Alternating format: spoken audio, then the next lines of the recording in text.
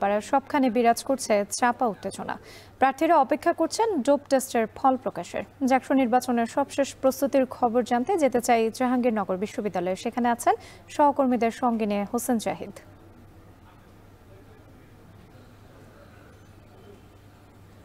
রাত্রি এই সুন্দর স্বর্ণালী সন্ধ্যায় আমরা যে মিলিত হয়েছি, এই বন্ধনের নাম জাকসু নির্বাচন। এবং রাত পোহালে যে নির্বাচন, এই নির্বাচনের প্রেক্ষাপট কিন্তু অনেক দীর্ঘ। আমরা ছোটবেলায় কবিতায় পড়েছিলাম যে ৩৩ বছর কাটলো কেউ কথা রাখেনি। সেই গভীর আক্ষেপ জাহাঙ্গীরনগর বিশ্ববিদ্যালয়ের শিক্ষার্থীদেরও ছিল, কিন্তু সেই আক্ষেপের কিন্তু শেষ হতে চলেছে। সেই আক্ষেপ শেষ হওয়ার আগেরও গল্প থাকে। ৩৩ বছর আসলে কেমন প্রেক্ষাপট ছিল, কোন প্রেক্ষাপটে আমরা কালকের সেই ১১ সেপ্টেম্বর পেতে যাচ্ছি, আমরা এই বিষয় নিয়েই কথা বলবো। আমার সঙ্গে আমার আরও দুই সহকর্মী আছেন। আমার বাম পাশে আছেন ওমর ফারুক এবং তারও বাম পাশে আছেন হুমায়ুন কবির।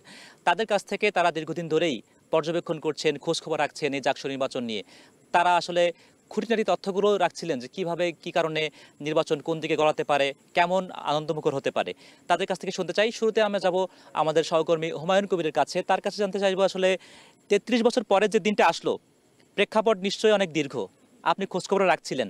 আসলে এই প্রেক্ষাপটটা কেমন, নির্বাচন আসার আগের এই মুহূর্তগুলো শিক্ষার্থীরা কেমন দিন পার করে এসেছে? ধন্যবাদ জাহিদ। আসলে ৩৩ বছর পর যে বহুল কাঙ্ক্ষিত জাকসু নির্বাচন রাত পোহালেই হতে যাচ্ছে, সেই নির্বাচনটি কিন্তু আসলে খুব সহজেই শিক্ষার্থী যারা রয়েছে বিশ্ববিদ্যালয়ের যারা, তারা কিন্তু খুব সহজেই সেটি আদায় করে নিতে পারেনি। এই জন্য আমরা দেখেছি শিক্ষার্থীরা একাধিকবার মানববন্ধন করেছে, আমরণ অনশনে বসেছে, বিশ্ববিদ্যালয়ের প্রশাসনের সাথে একাধিকবার উত্তপ্ত বাক্য বিনিময় হয়েছে। মোটামুটি অনেক ঘাত প্রতিঘাত পার হয়ে কিন্তু নির্বাচনের একটি যে সময় সেটি নির্ধারিত হয়েছে। বিশেষ করে ৩৬ জুলাই টাকে আপনি বলতে পারেন যে এই নির্বাচনের একটি উপহার। কারণ এই জুলাই আন্দোলনের পরেই কিন্তু জাকসু নির্বাচনী অনুষ্ঠানের যে দাবি সেটি কিন্তু জোরালো হয়েছে এবং সেই দাবি কিন্তু শেষ পর্যন্ত শিক্ষার্থীরা আদায় করে নিয়েছে। সেই প্রশাসন কিন্তু একাধিকবার এই জাকসু নির্বাচনের তফসিল ঘোষণা করেছে, সময় পেছিয়েছে। মানে কালক্ষেপণের যে একটা সীমা সেটি কিন্তু চূড়ান্তভাবে লঙ্ঘিত হয়েছিল, কিন্তু শিক্ষার্থীরাও কিন্তু দমে যাননি। বিশ্ববিদ্যালয়ের শিক্ষার্থীরা তারা কিন্তু তাদের আন্দোলন চালিয়ে গেছেন। এক পর্যায়ে তারা কিন্তু সফলতার যে মুখ সেটি কিন্তু দেখতে যাচ্ছেন রাত পোহালেই জাকসু নির্বাচনের মাধ্যমে। এবং ৩৩ বছর কিন্তু জাকসুর যে সিনেটে কথা বলার জন্য ছাত্রদের প্রতিনিধি সেটি কিন্তু ছিল না। আগামীকাল নির্বাচনের মধ্য দিয়ে সিনেটে কথা বলার জন্য যে ছাত্র প্রতিনিধি, শিক্ষার্থীদের সুখ দুঃখ এবং বিভিন্ন শিক্ষার্থীদের প্রয়োজনগুলো নিয়ে যে সিনেটে কথা বলবে, সেই জায়গাটি কিন্তু আসলে অনিশ্চিত ছিল।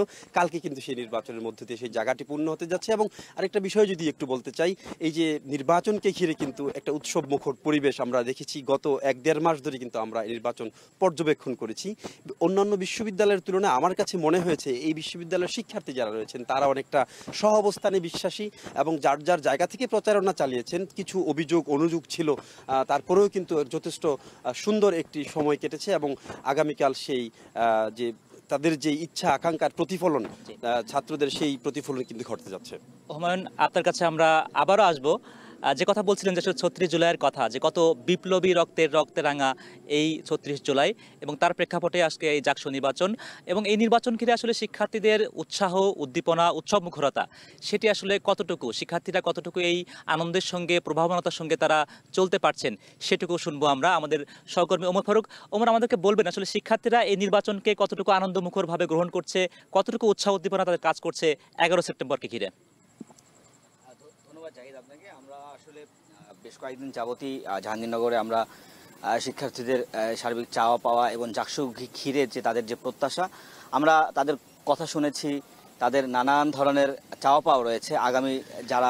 আগামীকালকে নির্বাচনে যারা জাকসুতে প্রার্থী হবেন, নির্বাচিত হবেন এবং শিক্ষার্থীদের প্রতিনিধি হিসেবে যারা সিনেটে যাবেন, তো তাদের ঘিরে কিন্তু এই জাহাঙ্গীরনগর বিশ্ববিদ্যালয়ের যে প্রায় ১২,০০০ শিক্ষার্থী আছে তাদের কিন্তু একটা বড় একটা প্রত্যাশা রয়েছে। আমরা আজকে সন্ধ্যাও কয়েকজন যারা শিক্ষার্থী আছে, সাধারণ শিক্ষার্থী, তারা বলছিলেন যে আসলে প্রশাসনের সাথে যে তাদের নানান সময় তাদের নানান বিষয়ে নানান ধরনের অভিযোগ থাকে, নানান ধরনের তাদের প্রত্যাশা থাকে, সেই বিষয়গুলো কিন্তু আসলে প্রশাসনের কাছে তারা সরাসরি অনেক সময় যেতে চাইলেও তারা সেটা পারে না।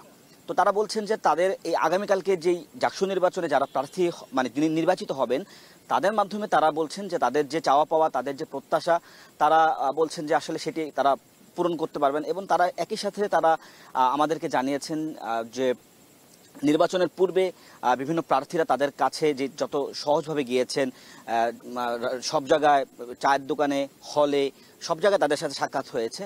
তারা বলছেন যে আসলে নির্বাচনের পরেও যাতে এই যে যারা প্রার্থী নির্বাচিত হবেন, ভিপিজিএস বা হচ্ছে যারা প্রতিনিধিত্ব করবেন, তাদেরকে যাতে যে কোনো সময় সহজভাবে তাদের কাছে যাতে পৌঁছাতে পারে। আমরা ওমর, আপনি একটু স্পষ্ট করবেন শিক্ষার্থীরা আসলে বিশেষ কোন কোন দিক প্রত্যাশা করছেন? যারা নির্বাচিত হবেন তারা কোন দিকগুলো প্রত্যাশা করেন? নির্বাচিত প্রতিনিধি তাদের সেই স্বপ্নের সারথি হবে, সেই স্বপ্নগুলো কেমন শিক্ষার্থীদের? তাদের আমরা একজন শিক্ষার্থীর সাথে বেশ কয়েকজন শিক্ষার্থীদের সাথে কথা বলেছি। আমাদেরকে মূলত বেশ কয়েকজন আমাদেরকে একটি বিষয় আমাদেরকে জানিয়েছে, সেটা হচ্ছে যে এই যে প্রশাসনিক কার্যক্রম এবং যে শিক্ষার যে কার্যক্রমগুলো, সেগুলো কিন্তু আসলে প্রচলিত ব্যবস্থা, অর্থাৎ যে ডিজিটালাইজেশনের যে বিষয়টা, সেটা কিন্তু অনেকাংশে পিছিয়ে। এর ফলে তারা বলছেন যে আসলে তাদের যে শিক্ষা কার্যক্রমগুলো খুব দ্রুত শেষ হয় না এবং হচ্ছে সেটা অনেক লেন্দি প্রসেস, অর্থাৎ একটু দীর্ঘ সময় লেগে যায়। তারা বলছেন যে আসলে যারা নির্বাচিত হবেন তাদের কাছে তাদের অন্যতম দাবি থাকবে যে এই যে শিক্ষা যে কার্যক্রমগুলো, পরীক্ষার খাতার মূল্যায়ন বা হচ্ছে প্রশ্নপত্র প্রণয়ন, এই যে বিষয়গুলো, এগুলো যাতে তারা বলছেন যাতে ডিজিটালাইজেশন করা হয়, অটোমেশন করা হয়, ফলে যে এই যে সেশন জটের একটা জটিলতা তৈরি হয়, এই জটিলতাগুলো কমবে এবং তাদের মধ্যে যে যথাসময়ে যে শিক্ষাবর্ষ শেষ করে পরবর্তীতে কর্মজীবনে তারা সহজভাবেই তারা প্রবেশ করতে পারবেন। এছাড়াও আমাদেরকে আরো কিছু বিষয় আমাদেরকে বলেছে যে এই যেহেতু আমাদের বর্তমানে কর্মক্ষেত্র খুবই প্রতিযোগিতামূলক, তারা বলছেন যে যাতে তাদের ক্যারিয়ার ডেভেলপমেন্টের জন্য, অর্থাৎ পরবর্তী কর্মক্ষেত্রের জন্য তাদের যাতে বেকারত্বের বোঝা তাদের কাঁধে যাতে না চাপে, সেই জন্য তারা বলছেন যে তাদের স্কিল ডেভেলপের জন্য নানান ধরনের পদক্ষেপ তারা আশা করছেন যারা নির্বাচিত প্রার্থী হবেন।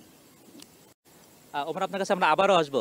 হবেন, আসলে মানুষের স্বপ্নের তো শেষ হয় না, প্রত্যাশার শেষ হয় না, মানুষ তার স্বপ্নের সমান বড় হয়। শিক্ষার্থীরা অনেক স্বপ্ন করছেন, আসলে প্রার্থীরা কি কি তাদের পদক্ষেপ নিয়ে আসবেন, তাদের জীবনে পরিবর্তন নিয়ে আসবেন। আপনি তো বিশ্ববিদ্যালয়ে প্রায় খোঁজ খবর রাখেন। এই বিশ্ববিদ্যালয়ের শিক্ষার্থীরা আসলে আগামীকালকে যে স্বপ্নের দিন আসতে চলেছে, সেই দিনে ভোট কেন্দ্রে যাওয়ার হারটা কেমন হতে পারে? কারণ আমরা নারী হলগুলোতে দেখেছি, ছাত্রী হলগুলোতে প্রার্থীর একটু সংকট ছিল। এটি আসলে ভোট কেন্দ্রে কালকে নেতিবাচক কিংবা ইতিবাচক কোনো প্রভাব ফেলতে পারে কিনা, সার্বিক বিষয়টা বলবেন আমাদেরকে। যথার্থ প্রশ্ন করেছেন। আসলে আমরা দেখেছি 9, 10, 11 ছুটির কারণে অনেক শিক্ষার্থী কিন্তু ইতিমধ্যে 9, 10, 11 পাশাপাশি শুক্রবারও কিন্তু পড়ছে। সে কারণে অনেক শিক্ষার্থী কিন্তু আগামীকাল ভোট কেন্দ্রে অনুপস্থিত থাকবেন, কারণ তারা বাড়ি চলে গিয়েছেন। সে কারণে ভোট যে শতভাগ কাস্ট হবে সেটি বলা যাচ্ছে না, উল্লেখযোগ্য সংখ্যক কম কাস্ট হতে পারে এমন ধারণাই কিন্তু করা হচ্ছে। তবে যারা ভোটার এখানে রয়েছেন তারা কিন্তু এখানে থাকবেন, কারণ আমরা দেখেছি নির্বাচনী প্রচারের সময় যারা প্রার্থী তারা ভোটারদের কাছে গিয়ে বিভিন্ন প্রতিশ্রুতি দিয়েছেন। তবে ভোটার যারা রয়েছেন তারাও কিন্তু যথেষ্ট সচেতন, বিশ্ববিদ্যালয়ের শিক্ষার্থী বলে কথা, তারাও কিন্তু বলছেন যে আসলে শুধু প্রতিশ্রুতি নয়, তারা দেখে শুনে এবং বুঝে যে কোন প্রার্থী আসলে তাদের কল্যাণে কাজ করবে, শিক্ষার্থী বান্ধব এবং শিক্ষার্থীদের কল্যাণে কাজ করে এই বিশ্ববিদ্যালয়কে এগিয়ে নিয়ে যাবে, তারা কিন্তু তেমন প্রার্থী নির্বাচন করবেন। খুব সুন্দর করে আপনি বলেছেন। জাহাঙ্গীরনগর বিশ্ববিদ্যালয়কে কিন্তু বলা হয় যে পৃথিবীকে যে মায়াবী নদীর পারে দেশ বলে মনে হয়, তেমন এক দৃশ্যকল্প মনে আসে যখন আমরা জাহাঙ্গীরনগর বিশ্ববিদ্যালয়ে প্রবেশ করি, পা রাখি, ধুলাবালির সঙ্গে আমরা মিশে যাই। আমরা খুব সংক্ষেপে আমাদের আর দুই সহকর্মীর সঙ্গে আবারও শেষবারের মতো জানতে চাইব যে আসলে এই যে মায়াবী নদীর পারের দেশ, সাংস্কৃতিক রাজধানীর একটি দেশ এই জাহাঙ্গীরনগর বিশ্ববিদ্যালয়, প্রার্থীরা আসলে কতটুকু ইশতেহার বাস্তবায়ন করতে পারবে বলে খুব সংক্ষেপে আমাদেরকে বলবেন? কতটুকু বাস্তবায়নযোগ্য মনে হয়েছে প্রার্থীদের ইশতেহারগুলো, খুব সংক্ষেপে বলবেন। আসলে আমরা এখানকার বিভিন্ন প্যানেলের যারা প্রার্থী আছেন তাদের সাথে আমরা কথা বলেছি। তারা তো আসলে আমাদেরকে জানিয়েছেন যে তাদের যে ইশতেহারে যে ঘোষণাগুলো রয়েছে, বিশ্ববিদ্যালয়ের প্রশাসনিক কর্মকাণ্ড থেকে শুরু করে একাডেমিক সার্বিক যে বিষয়, তারপর নারীদের যে ক্যাম্পাসে নির্বিঘ্নে চলাফেরার বিষয়, হ্যাঁ, তো এই বিষয়গুলো আসলে তারা শিক্ষার্থীদেরকে বিভিন্নভাবে তারা বলছেন যে তারা নির্বাচিত হলে তারা সেই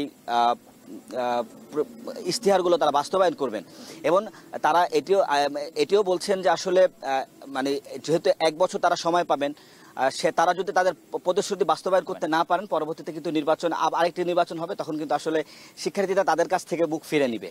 জি, 10 সেকেন্ডে হুমায়ুন কবির বলবেন যে আসলে শিক্ষার্থীদের উৎসাহ উদ্দীপনা তো বললেনই, কাল 9টা থেকে 5টা ভোট কেন্দ্রে আসলে শিক্ষার্থীরা যে আনাগোনা, নিরাপত্তা ব্যবস্থা কতটুকু সন্তোষজনক, খুব সংক্ষেপে এক বাক্যে বলবেন। নিরাপত্তা ব্যবস্থা যথেষ্ট সন্তোষজনক, কারণ আমরা ইতিপূর্বে দেখেছি নির্বাচন কমিশন থেকে জানানো হয়েছে প্রায় 1200-র মতো পুলিশ সদস্য মোতায়েন থাকবে এবং এখানে নির্বাচন কমিশনের কাছে স্ট্রাইকিং ফোর্স হিসাবে সেনাবাহিনী মোতায়েনের দাবি জানিয়েছে। ভেতরে আনসার সদস্যরা দায়িত্ব পালন করবেন। সব মিলিয়ে আসলে 4 স্তরের নিরাপত্তা ব্যবস্থা জোরদার করা হয়েছে। কোনো রকমের ঝুট ঝামেলা যাতে না হয় সেই জন্য কিন্তু নির্বাচন কমিশন সর্বোচ্চ সতর্ক অবস্থানে রয়েছে। জি, হুমায়ুন এবং ওমর ফারুক, আপনাকে অসংখ্য ধন্যবাদ। রাতে যেটা বলছিলাম, আসলে এই দিন নয়, আরও দিন আছে। এই দিনকে নিতে হবে সেই দিনের কাছে। 33 বছর পরে অনুষ্ঠিত হওয়া নির্বাচন, প্রত্যাশা প্রাপ্তি অনেক সংকট থাকতে পারে, কিন্তু আসলে সেই দিনের কাছে যাওয়ার, সেই স্বপ্নের দিনের কাছে যাওয়ার যে চেষ্টা, সেটি বিশ্ববিদ্যালয় প্রশাসন, জাকসু, নির্বাচন কমিশন তারা চেষ্টা অব্যাহত রাখবেন। তেমন প্রত্যাশা আসলে সবারই, আমাদেরও। কালকে হয়তো বা আবারও আমরা সারা দিনভর খোঁজখবর রাখবো। কালকের এই নির্বাচনী খুঁটিনাটি আবারও জানাবো। আজকের মতো এখানেই বিদায় নিচ্ছি। দর্শক, রাত পোহালেই জাকসু নির্বাচন অনুষ্ঠিত হবে। সেখানকার সবশেষ পরিস্থিতি জানাতে আমাদের সঙ্গে যুক্ত ছিলেন সহকর্মীরা।